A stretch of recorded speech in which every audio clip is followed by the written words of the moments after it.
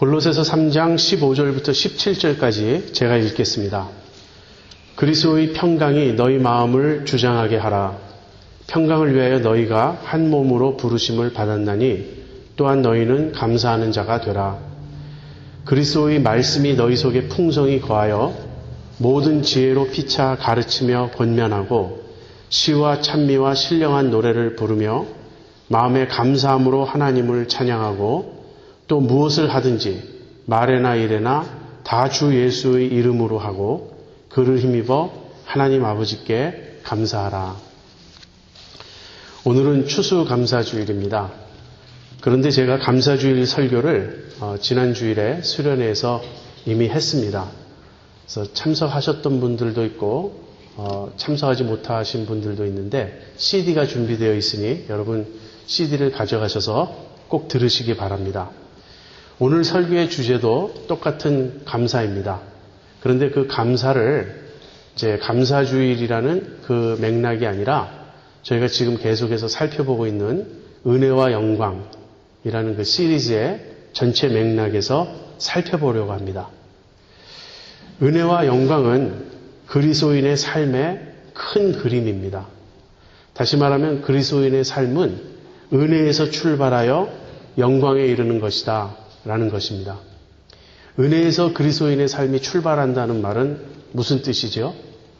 하나님께서 우리를 택하시고 불러주심으로써 우리는 신앙생활을 시작하게 되는데 바로 그 하나님의 택하심, 하나님의 부르심이 은혜로 말미암은 것이었다 하는 것이에요.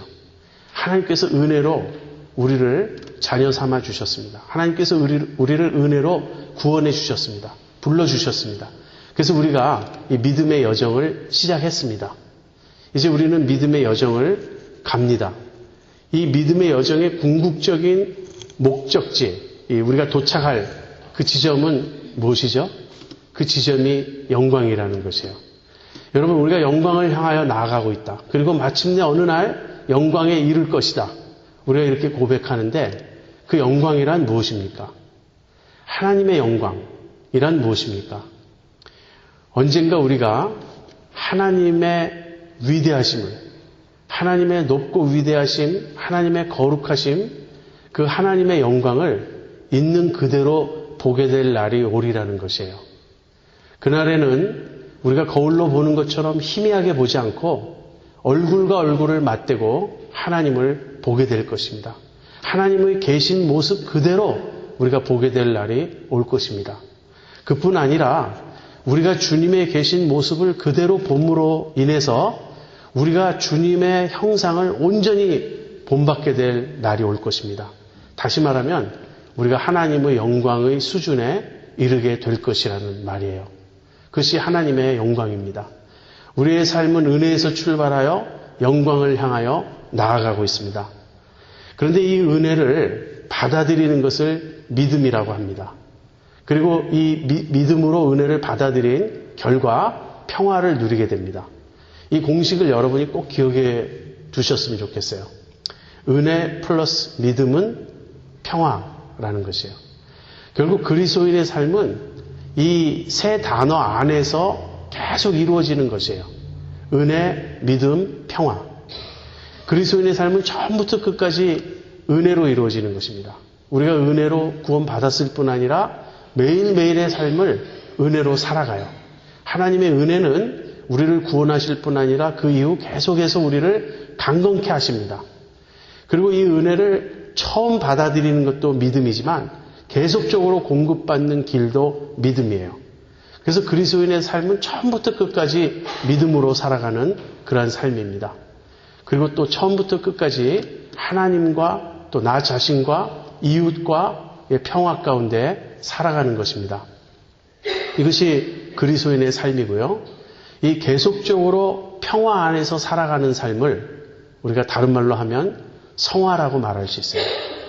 구원의 삶은 다름 아닌 성화의 삶인 것입니다. 매일매일 거룩해지는 것이에요.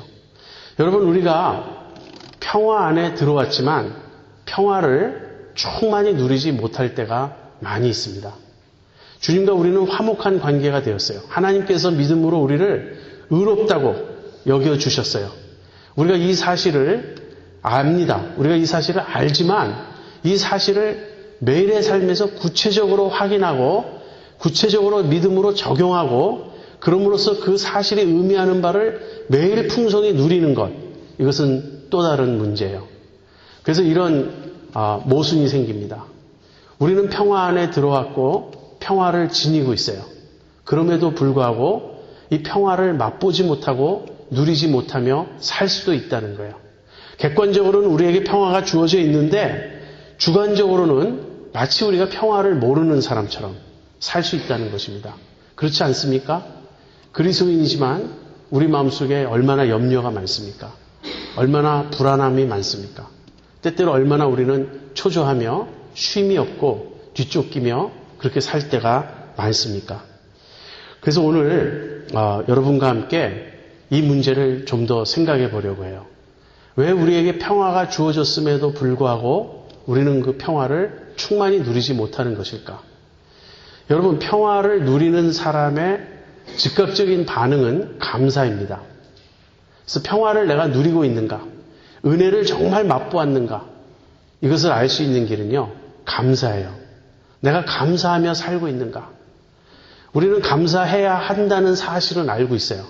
또 실제 우리 감사합니다. 우리 마음 깊은 곳에 나의 모든 것이 은혜임을 우리가 그리스도인이라면 참으로 알고 있어요. 내가 불평할 게 아무것도 없다는 것. 왜냐하면 애초에 나에게 어떤 권리가 있었던 것이 아니라는 것을 알기 때문에. 그래서 내 마음 깊은 곳에서는 감사해야 한다는 것을 알고 또 기본적인 감사가 있지만 실제로 우리는 감사하지 못할 때가 많아요. 그것은 우리에게 평화가 주어져 있지만 평화를 누리지 못하고 있기 때문에 그렇습니다. 평화가 주어져 있지만 평화를 누리지 못하면 감사해야 할 줄 알면서도 감사하지 못하는 것이에요. 그래서 평화와 감사 사이에는 아주 밀접한 관계가 있습니다. 오늘 저는 여러분과 함께 이 골로새서 3장 15절에서 17절 본문을 통해서 감사하는 삶이 어떻게 가능한지 살펴보려고 합니다. 여러분 다시 한번 본문을 주목해 주세요.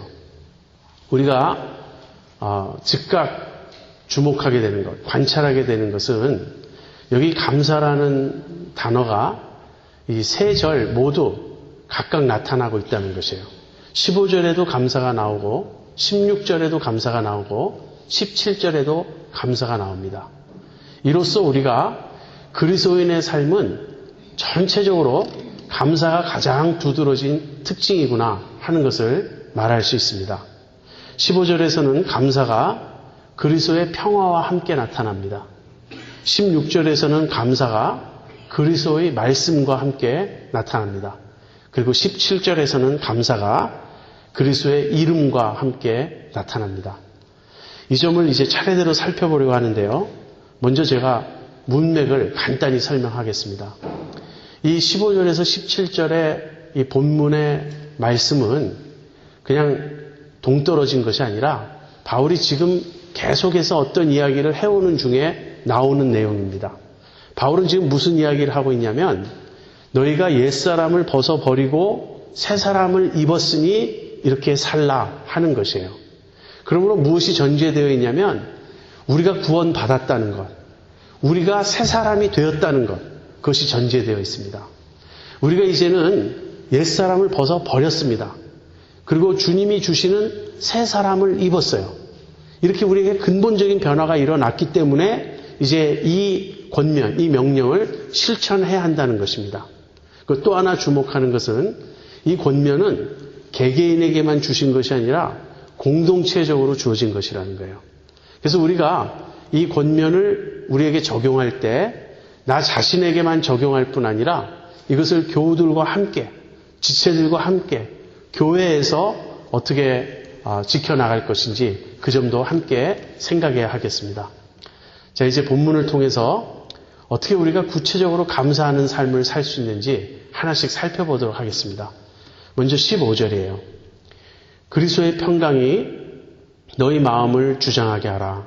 평강을 위하여 너희가 한 몸으로 부르심을 받았나니 또한 너희는 감사하는 자가 되라.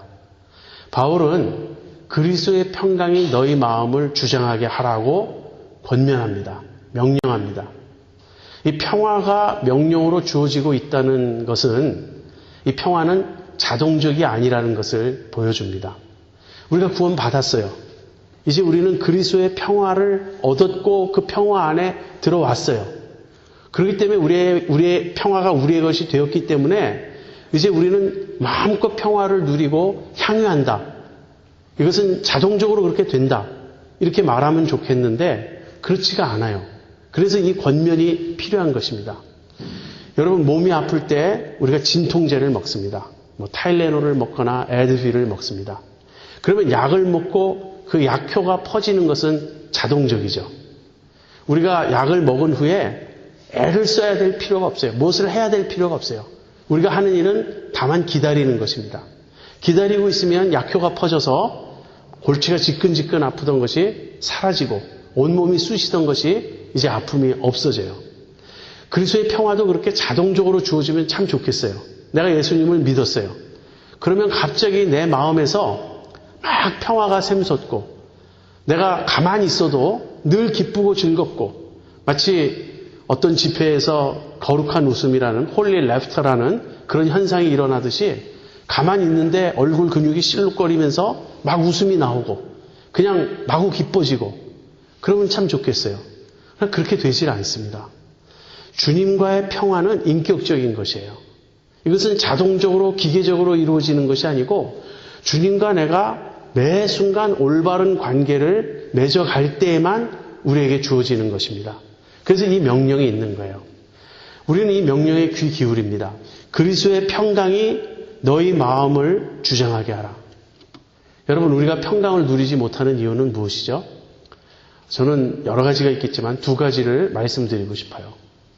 첫 번째는 우리가 육신을 조차 살기 때문에 그렇습니다. 내가 예수님을 믿음에도 불구하고 내 속에 거하시는 성령을 조차 행하지 않고 내가 자꾸 육신에게 져서 육신을 조차 살면 절대로 평화를 맛볼 수가 없습니다.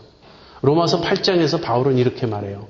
육신의 생각은 사망이요 영의 생각은 생명과 평안이니라.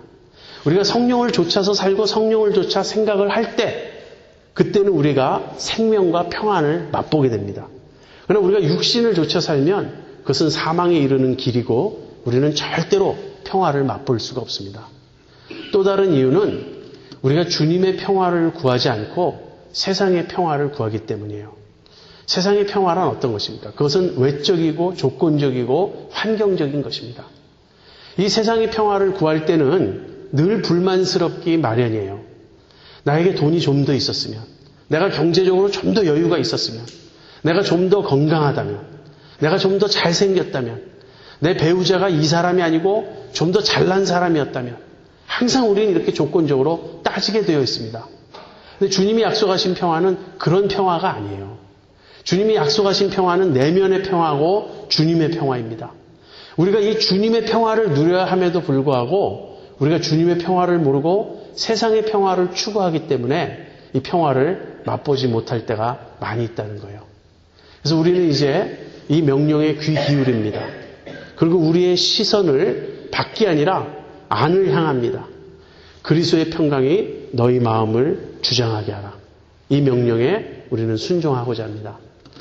어떻게 그 일이 가능할까요? 여기 주장하다라는 이 단어는요.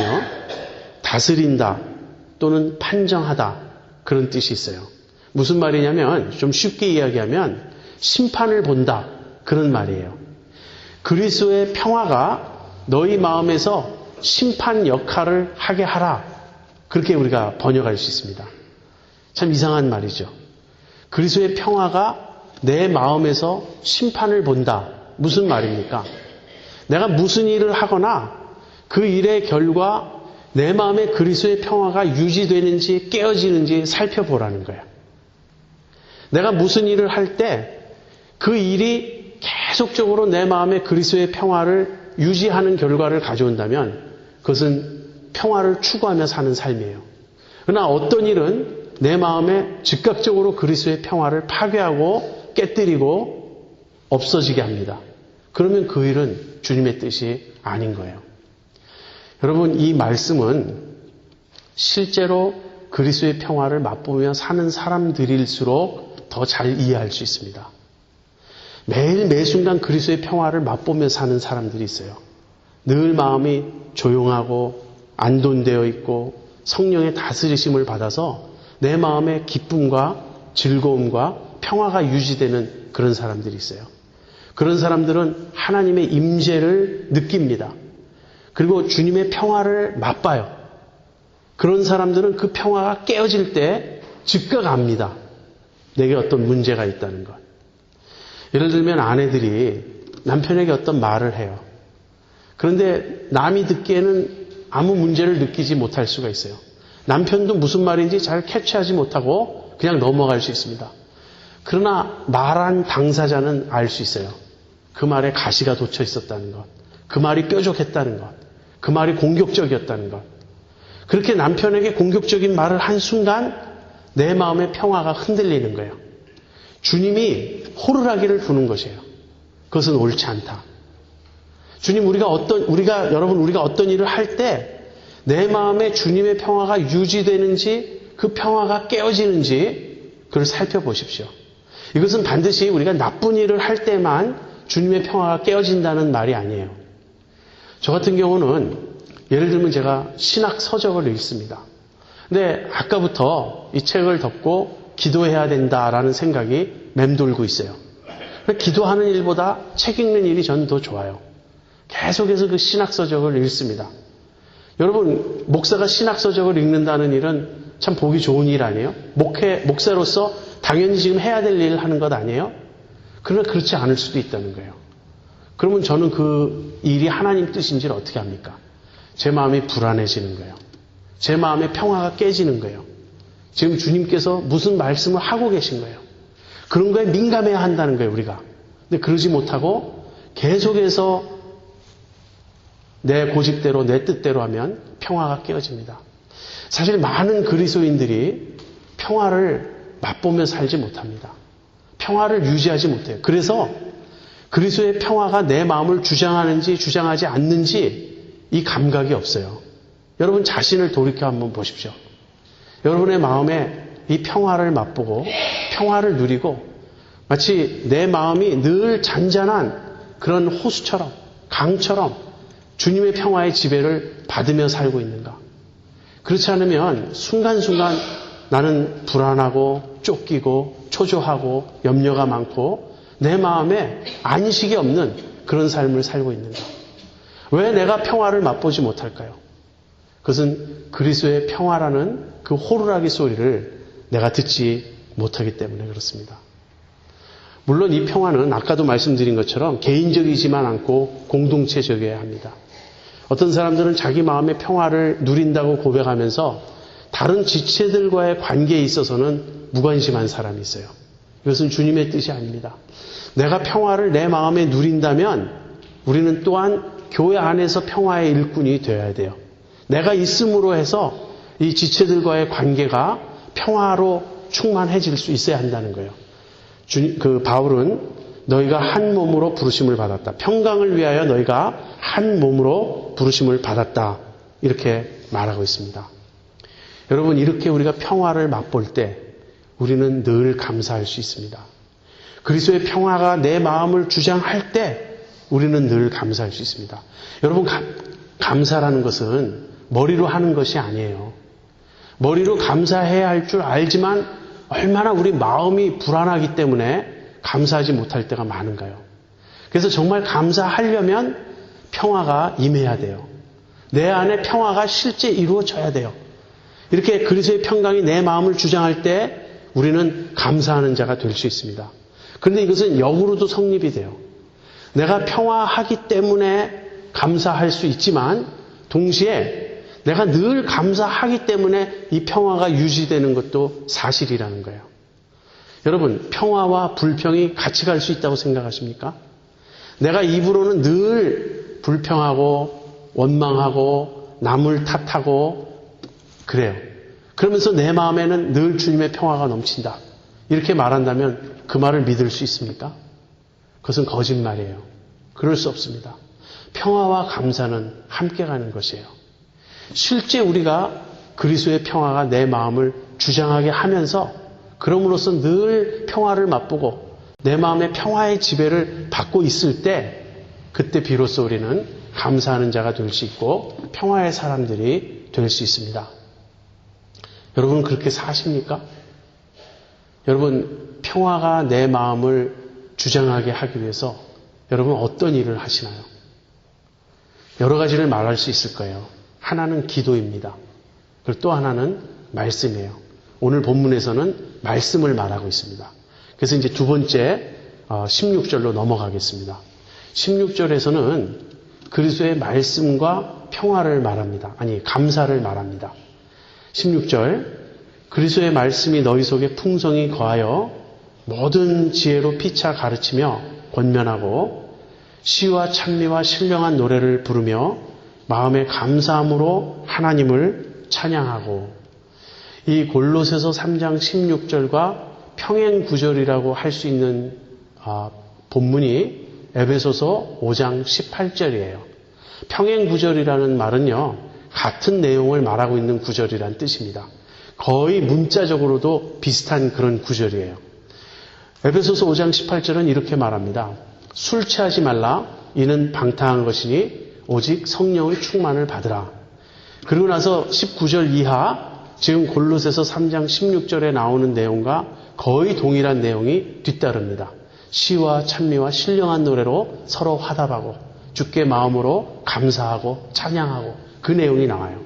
그래서 우리가 골로새서 3장 16절과 에베소서 5장 18, 19, 20절은 평행 구절이다 이렇게 말을 하면서 말씀의 충만과 성령의 충만은 동일한 것임을 우리가 알게 됩니다. 정확히 표현하면 이렇게 말하는 것이 옳을 거예요. 성령님께서 말씀을 통하여 우리를 다스리시는 것. 성령님께서 말씀을 통하여 우리를 충만히 다스리시는 그런 삶을 지금 바울은 말하고 있습니다.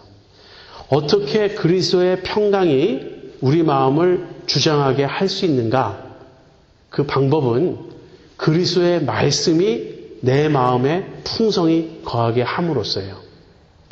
여러분 그리스도의 말씀이 내 마음에 풍성히 거한다는 말은 무슨 뜻이죠? 실제 내 생각의 많은 부분이 말씀으로 이루어져야 한다는 거예요. 내가 끊임없이 말씀을 기억하고 있고 말씀을 생각하고 있고 말씀을 묵상하면서 살아가는 것입니다. 삶의 어떤 상황에 부딪혔을 때 즉각 말씀이 떠오르는 거예요. 이럴 때는 어떻게 해야지? 말씀이 떠오르는 거예요. 마음이 왠지 불안해지면 너희는 마음에 근심하지 말라. 하나님을 믿으니 또 나를 믿으라. 이런 주님의 음성이 들려와야 되는 거예요. 저는 이런 것을 이런 식으로 경험하고 있습니다. 제 마음에 이 카세트 리코더가 있는 것 같아요. 그 카세트가 테이프 그 리코더가 있는 것 같아요. 그래서 무엇인가 계속 돌아갑니다. 요즘은 이제 카세트보다는 CD니까 CD 플레이어가 제 마음속에서 돌아가요. 그리고 한 곡이 끝나면 이게 또 리핏돼요. 오늘 이렇게 우리가 주일날 예배 때 찬양을 부르지 않습니까? 그럼 여기서 불렀던 어떤 찬양이 그 한 주 동안 계속 제 속에서 반복되는 것을 제가 느껴요. 그것을 계속 이렇게 부르고 있단 말이죠. 그러니까 은혜 받은 찬송은 제 속에서 리플레이가 됩니다. 또 어떤 성경 말씀, 어떤 구절을 묵상하다 보면 그 구절이 제 안에서 리플레이가 됩니다. 사실 저는 성경 그러니까 이 설교 준비를 앉아서 그렇게 오래 하는 편은 아닙니다. 그러나 일주일 내내 이 생각을 하며 살아요. 그래서 말씀이 제 속에서 리플레이 됩니다. 어떤 사람들은 선덕여왕이 리플레이 되는 사람이 있어요. 요즘 선덕여왕 저는 사실은 못 봤습니다. 그러나 그 드라마가 너무 재밌어서 거기 빠지다 보면요. 계속 그 생각이 나는 거예요. 마지막 순간 마지막 회에서 끝났을 때 아슬아슬한 장면에서 끝나죠. 그러면 그 다음에 어떻게 될까 궁금해요. 그 생각을 하게 돼요. 그래서 지금 선덕여왕이 내 마음속에서 리플레이 되고 있어요. 그러면 선덕여왕의 내용이 내 마음에 충만히 거하여 이렇게 되는 거예요. 바둑을 좋아하는 사람들은요. 눈만 감으면 흰 돌, 검은 돌이 춤을 춥니다. 아이들은 아마 그럴 거예요. 10중 8구 아이들은요. 그 속에 게임이 리플레이 되고 있어요. 계속해서 게임이 리플레이 됩니다. 저도 옛날에 중고등학생 때 그 겔라가라는 그 전자오락실에서 하는 게임을 꽤 즐겼던 적이 있습니다. 제가 우리 아이를 조금 이해를 해요. 근데 그 장면이 계속 내 머릿속에 맴돌아서 그냥 평평평 그 총 쏘는 게 계속 반복되는 거예요. 여러분, 그것이 우리의 마음을 지배하는 생각입니다. 여러분, 지금 여러분의 마음속에서 무엇이 리플레이 되고 있나요? 우리는 다 리플레이 돼요. 우리의 생각은 절대 진공 상태로 있을 수가 없습니다. 내가 관심하는 바, 내가 평소에 집착하는 무엇이 계속 내 마음속에서 반복되고 있다고요. 그것이 어떤 사람에게는 드라마일 수 있습니다. 어떤 사람에게는 사업 내용일 수 있습니다. 어떤 사람에게는 자기가 즐기는 어떤 오락일 수 있습니다. 그것이 무엇이 되었든지 간에 그것이 하나님의 말씀보다 더 많이 리플레이 되고 있다면 심각한 문제인 거예요. 여러분 마음속에서 하나님의 말씀이 리플레이 되신 적이 있습니까? 그렇지 않다면 아직까지 말씀이 우리 속에 풍성히 거한 적이 없는 거예요. 말씀이 우리 속에 풍성히 거한다는 것은 그것이 끊임없이 리플레이 되고 있다는 거예요. 지난주일 목사님이 어떤 설교를 하셨는데 그 목사님 설교에서 내가 어떤 한 부분에 이렇게 탁 마음에 와 닿았어요. 일주일 내내 그 생각을 하게 된다. 이런 식입니다. 신앙서적을 읽다가 아주 중요한 어떤 신앙의 원리를 깨달았어요. 주님이 그것을 통해서 나에게 말씀하셨어요. 그러면 그것이 내 머릿속에 이렇게 고착이 돼야 되는 거예요. 고착돼서 계속해서 그 생각을 하게 되는 것입니다. 여러분, 묵상하십시오. 묵상해서 말씀이 내 속에 각인되게 하세요. 사실 이 구절도 너무나 좋은 구절이에요. 그리스도의 평강이 너희 마음을 주장하게 하라. 평강을 위하여 너희가 한 몸으로 부르심을 입었나니 또한 너희는 감사하는 자가 되라. 이 한 구절만 붙잡고도 우리는 풍성한 삶을 살 수 있어요. 이 구절을 묵상해 보세요. 그러면 계속해서 내 마음속에서 이 구절이 떠오릅니다. 그리스도의 평강이 너희 마음을 주장하게 하라. 그러다가 살면서 불안한 순간이 와요.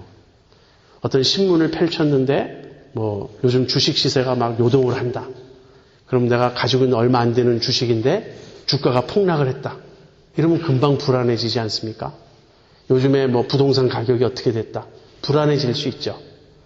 그럴 때마다 불안해하는 것이 그리스도인이 아닙니다. 그런 것들을 다 내려놓고 그럴 때마다 주님의 평강이 나를 지배하게 하는 것입니다. 그래서 그리스도의 평강이 우리의 마음을 구체적으로 지배하게 하려면요. 그리스도의 말씀이 우리 속에 풍성히 거해야 합니다. 말씀 충만은 성령 충만이라고 말씀드렸죠. 평화는 성령의 열매입니다. 갈라디아서 5장 22절에 오직 성령의 열매는 사랑과 희락과 화평과 그렇게 말씀하고 있잖아요.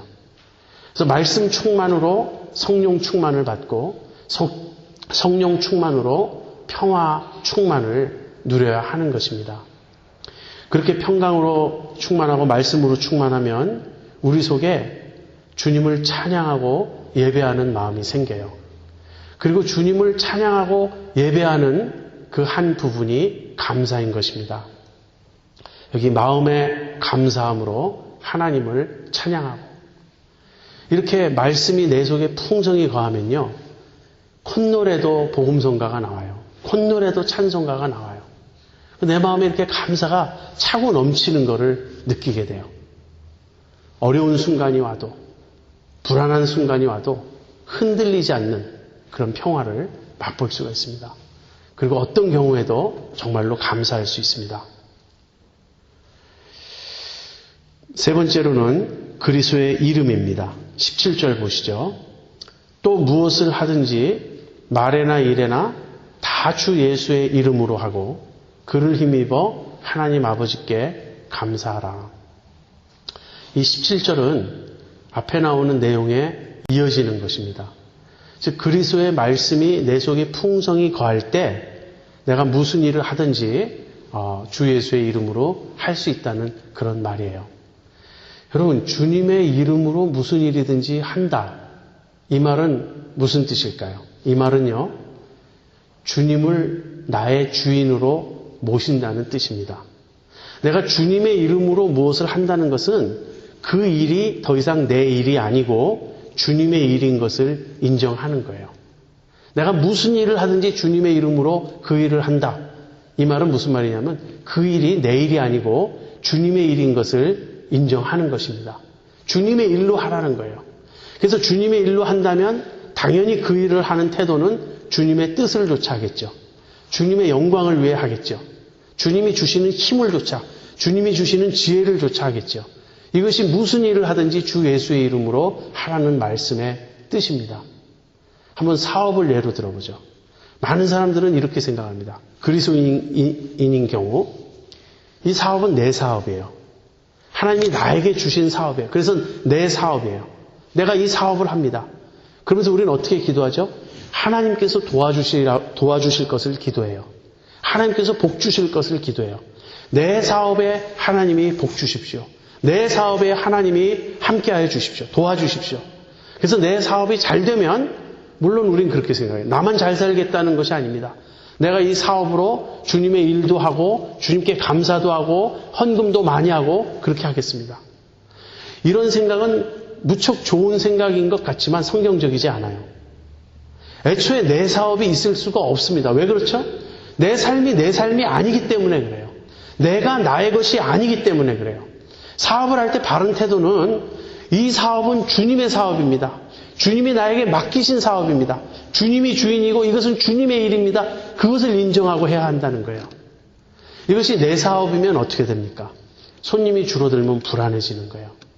그리고 그 마음의 평화를 유지할 수가 없어요. 그 상황에 따라서. 그리고 아무래도 우리는 내 욕심이 개입되지 않을 수가 없습니다. 물론 우리는 항상 이 사업을 통해서 주님께도 내가 봉사하고 주님께도 영광 돌리고 그런 생각을 첨가합니다. 그러나 여전히 주인은 나인 거예요. 그런 삶을 사는 한 우리는 전천후 평화를 맛볼 수가 없습니다. 거꾸로 돼야 돼요.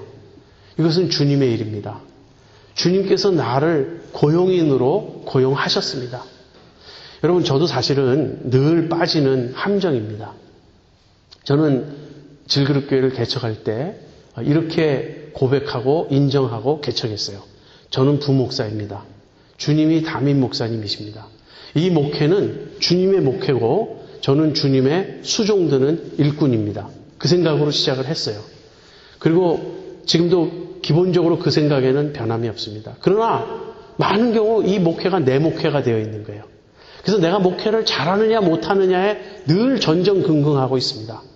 내가 목회를 잘 못하고 있다는 생각 때문에 많은 경우 우울해지고 의기소침해지고 용기를 잃고 불평하게 됩니다.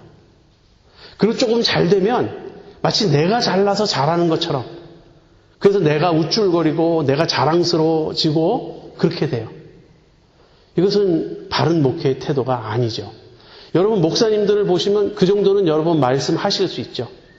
여러분 그러니까 목사님이라고 한다면 당연히 그래야 하는 것 아닙니까?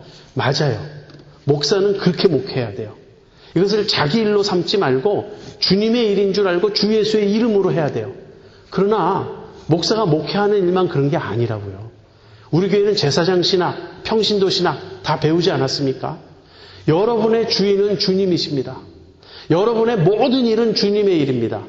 그래서 그 일을 할 때 주 예수의 이름으로 하셔야 하는 거예요. 우리가 주 예수의 이름으로 할 때 우리는 평화를 잃어버릴 수 없습니다. 왜냐하면 주님이 책임지시니까. 외적으로 잘 된다고 할 때만 기뻐하는 것이 아니에요. 외적으로 힘들고 안 돼도 궁극적으로 주님이 책임지실 걸 우리가 알아요. 왜냐하면 이것은 주님의 일이니까. 내 삶은 주님께 속한 것이니까. 그래서 이제는 내 뜻을 내려놓고요. 내 꾀, 어떤 나의 머리, 나의 능력 그런 걸로 하려고 하지 말고 전적으로 주님을 의지하고 주님의 인도를 구하고 주님께 순종하고 주님의 영광을 위하여 주님의 일을 하십시오. 여러분이 주부이십니까? 집에서 가사 일을 하십니까? 그것은 주님의 일입니다. 여러분이 자녀를 양육하십니까? 그것은 주님의 일입니다. 여러분이 사업을 하십니까? 그것은 주님의 일이고요. 여러분이 직장에 다니시면 그것 역시 주님의 일인 거예요. 우리가 모든 것을 주님의 일로 할 때 우리는 주님의 일꾼이 되는 것입니다. 그러면 주님은 우리의 일에 외적으로 드러난 귀천을 따지지 않으세요.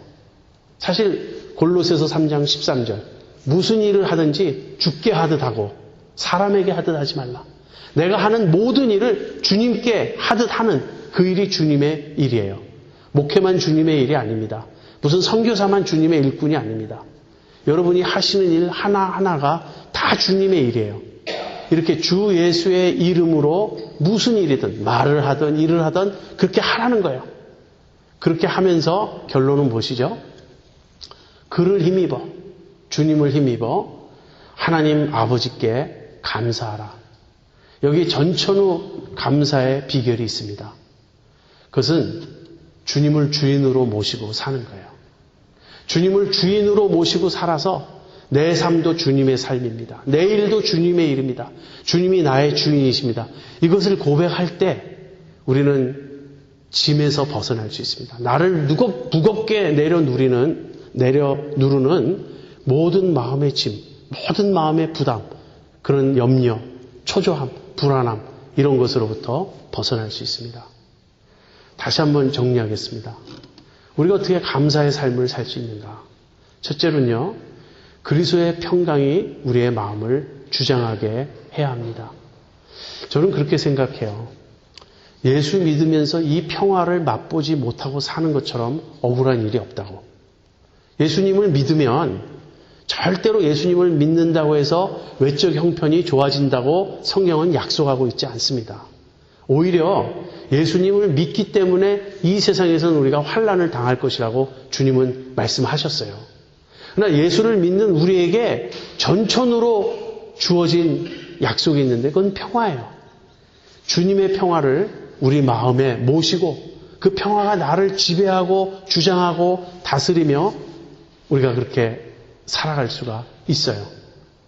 그리고 그리스도의 말씀이 내 속에 풍성히 거하게 해야 됩니다. 여러분 자신의 생각을 늘 점검하십시오. 내 생각 속에서 무엇이 리플레이 되고 있나? 내가 무슨 생각을 평소에 늘 많이 하고 있나? 그 말씀으로, 하나님의 말씀으로 내 생각의 내용을 바꾸십시오. 그 말씀으로 내 생각의 내용을 채우십시오. 그러면 정말 주님이 나를 지배하심을 매 순간 우리가 체험할 수 있어요. 그리고 가장 근본적으로 주님을 주인으로 모시고 무슨 일을 하든지 주 예수의 이름으로 행하는 것입니다. 그러할 때 우리는 주님을 힘입어 하나님 아버지께 감사하는 삶을 살 수 있습니다. 여러분, 그리스도인의 삶을 전체적으로 특징 짓는 가장 두드러진 모습은 감사입니다. 왜 그렇죠? 은혜 받은 사람의 가장 당연한 모습은 감사인 거예요. 지난주일 설교에서도 말씀드렸지만 최춘선 할아버지가 이렇게 말씀하셨죠. 미운 사람이 없는 것이 가장 큰 권세요. 부러운 사람이 없는 것이 가장 큰 부자라고. 그러나 부러운 것이 없는 것을 넘어서서 정말 감사하며 사는 것이 가장 큰 부자요, 가장 큰 권세입니다. 그렇게 감사하며 살아가는 여러분과 제가 되기를 바랍니다.